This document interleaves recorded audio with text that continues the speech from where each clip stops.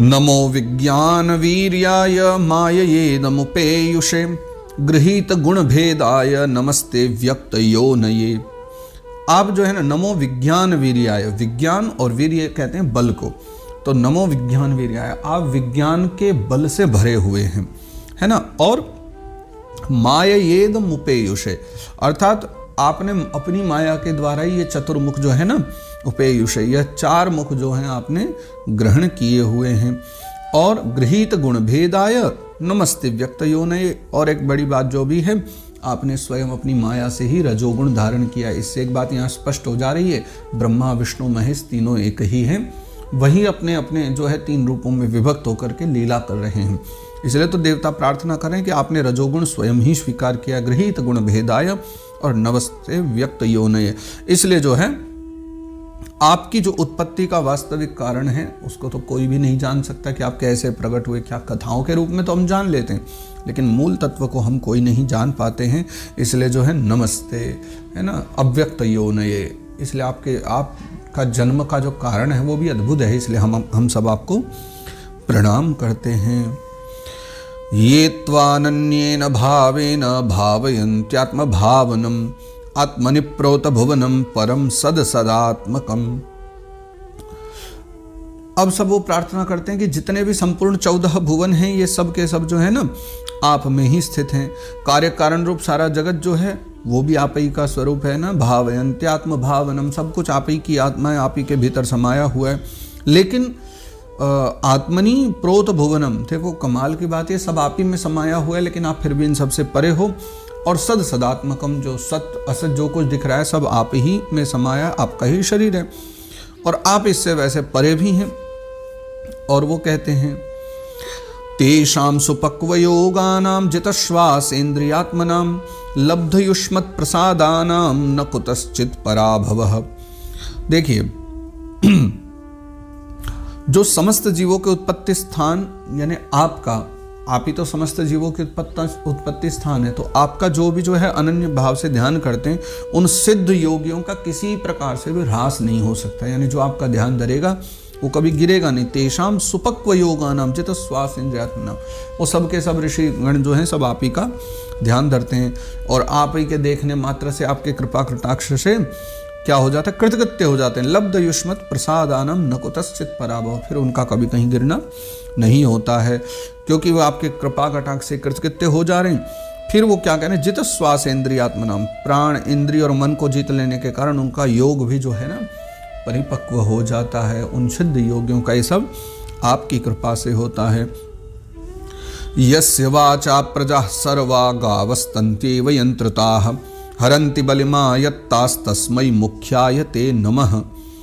देखिए रस्सी में बंधे हुए जैसे जो बैल होते हैं ना, वैसे आपकी जो वेदवाणी है उसके द्वारा जकड़ी हुई जो सारी प्रजा है वो आप ही में अधीन और नियम पूर्वक जो है ना अपने कर्मानुष्ठान करके आपको बलि समर्पित कर। बलि का मतलब यहाँ वैसी बलि मत समझना, हमारे यहाँ बलि का मतलब आजकल लोग वही समझते हैं सीधा मस्तक काटो बलि हो गई। वेदों में बलि के बहुत सारे मतलब नाम बतलाए गए, विविध प्राचीन समय में कभी बड़ी अच्छी ग्रंथ क्षमा करें, ग्रंथ नहीं एक पुस्तक है बड़ी अच्छी, वो पढ़ रहा हूँ, वर्तमान में लिखी हुई है, प्राचीन भारत का इतिहास।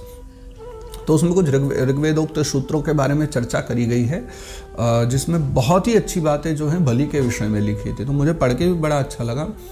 वर्तमान में मैं अभी उसे पढ़ रहा हूँ, तो उसमें बलि शब्द के अनेक अर्थ बतलाए, और प्राचीन जो ऋग्वैदिक काल रहा है, उत्तर वैदिक काल रहा है ना, और फिर पाषाण काल आदि जो अलग अलग समय रहे हैं, ताम्र पाषाण आदि काल रहे, उन सब के बारे में मैं पढ़ रहा था। तो उसमें बड़ी अच्छी समय जो बलि शब्द का प्रयोग हुआ, जहाँ राजा लोग बलि लिया करते थे प्रजा से, तो वो किसी को मारना नहीं, बलि मतलब उपहार शब्द की भी चर्चा है बलि के लिए, बलि माने उपहार भी है। तो इसलिए यहाँ भी वही शब्द है, हरन्ति बलिमा यत्तास्तस्मै मुख्याय ते नमः, यानी वेदवाणी से जकड़ी हुई सारी जो प्रजा है, यानी आपकी जो प्रजा है आपकी अधीनता में पूरे नियम पूर्वक जो है कर्मानुष्ठान करती है और आपको बलि समर्पित करती है। बलि मतलब यहाँ पर आपको जो है उपहार प्रदान करती है। पुष्प भी चढ़ाओगे ना तो वो भी बलि का रूप ही एक माना जाता है, ऐसा कहा जा सकता है। उसके लिए जरूरी नहीं हत्या ही करी जाए, शब्दानाम अनेक अर्थ है, ये ध्यान रखना चाहिए। फिर क्योंकि आप सबके जो है ना नियंता है, आप ही जो हैं सबके मुख्य प्राण हैं, इसलिए मुख्याय ते नमः, आप जो है मुख्य प्राण हैं सभी के जीवन में, तो ते नमः, इसलिए हम आपको प्रणाम करते हैं। स त्वं विधत्स्व शम्भूमस्तमसा लुप्त कर्मणाम् अदभ्रदयया दृष्ट्या आपन्नान् शिक्षितुम्। सत्वम विदत्स्व संभूम तमसा लुप्त कर्मणाम, तमसा यानी उस अंधकार के कारण क्या हुआ है, लुप्त कर्मणाम, सारे कर्मों का लोप हो रहा है। जब अंधकार ज़्यादा छाया रहेगा ना, ठीक से सुबह हो रही है ना दिन हो रही है, तो संध्या वंदन आदि सब लोप हो जाएगा। तो कहते हैं कि यहाँ भूमन शब्द का प्रयोग किया, सत्वम विदत्स्व शम भूम, भूमन ये भी ब्रह्मा जी का एक नाम है। हे भूमन, इस अंधकार के कारण जो है ना, दिन रात का विभाग स्पष्ट हो जाने से लोगों के सारे कर्म लुप्त होते जा रहे हैं, क्योंकि ये नहीं पता चल रहा है दिन रात कब हो रही है, तो सारे जो कर्म हैं वो भी लोप हो जा रहे हैं। तो इससे क्या हो रहा है, अदभ्रदयया दृष्टिया, क्योंकि समझ में नहीं कुछ भी आ पा रहा है, जिससे वे दुखी हो रहे हैं, समाज दुखी हो रहा है, इसलिए उनका जो है आप कल्याण कीजिए। और आपन्नार्ह शिक्षितुम, यानी जो आपन्न लोग हैं, जो शरणागति में आपके आए हैं, यानी हम देवता, तो हम शरणागतों की और अपनी जो है ना अपार दया दृष्टि कीजिए। अदभ्र दया दृष्टिया, अपनी जो करुणावान दृष्टि है वो कृपा करके आप हमारी ओर कीजिए। एष देवदितेर्गर्भ ओजः काश्यपमर्पितं दिशस्तिमिरयन् सर्वावर्धतेऽग्निर्वैधसी।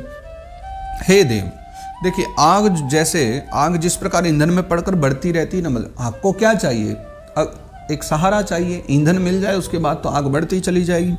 तो जैसे आग जिस प्रकार ईंधन में पड़कर बढ़ जाती है, ठीक उसी प्रकार से जो है कश्यप जी के तेज से स्थापित हुआ ये दिति का जो गर्भ है, वो सारी दिशाओं को जो अंधकार में करता हुआ क्रमशः बढ़ रहा है। दिशस्तिमिरयन् सर्वा वर्धते अग्निर्वैधसी, जैसे अग्नि ईंधन पाके बढ़ती चली जाती है, वैसे ही ओजः काश्यपमर्पितम्, यानी दिति के गर्भ में जब वो कश्यप जी का तेज गया है, तब से जो है अंधकार बढ़ते ही चले जा रहा है, ऐसे जैसे अग्नि ईंधन पा करके बढ़ रही हो। और देवता ने इस प्रकार ये सारी प्रार्थना करी, तो मैत्रेय मुनि विदुर जी से कहते हैं, मैत्रेय उवाच सप्रहस्य महाबाहो भगवान शब्द गोचरः प्रत्याचष्टात्म भूर्देवान् प्रीणन् रुचिरया गिरा। फिर मैत्रेय जी कहते हैं, विदुर जी, हे महाबाहो, है ना, देवताओं की जो प्रार्थना है, भगवान शब्द गोचरः, वह ब्रह्मा जी जो हैं वो देवताओं की सारी प्रार्थना सुन करके क्या हुआ, ब्रह्मा जी ने क्या करा कि हंसने लगे, प्रसन्न हो गए। प्रत्याचष्टात्म भूर्देवान् प्रीणन् रुचिरया गिरा, उनकी बढ़िया वाणी सुन करके ब्रह्मा जी हंसे, और फिर अपनी जो है ना प्रीणन रुचिरया गिरा, अपनी जो मधुरमयी जो उनकी वाणी है, रुचिकर जो वाणी, प्रिय लगने वाली वाणी, उससे जो है वो आनंदित करते हुए देवताओं को फिर जो है कहने लगे। फिर अब ब्रह्मा जी बोलते हैं, ब्रह्मोवाच, ब्रह्मा जी बोले,